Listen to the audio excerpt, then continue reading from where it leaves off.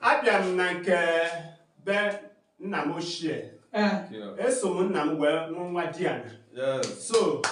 mbịa na nke be nna m ochie ka mbịa gịnị ka mbịa nete ya onye ọbụla nele anya ji ama onye ọ bụ nwoke ezi ike ife ejiwe mara ya bụrụ happy once a week onye ma bụ otu onye na-eme ife ejije na Aguluzigbo beside Nduana village Ezioka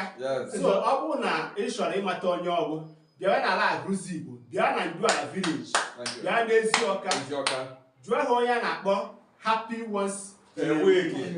papa ma ọ nwoke ezu ike nke abịa ka m bịa ka ego ọrụ m ọfụma kpere m ekpere nke bụkwa ego so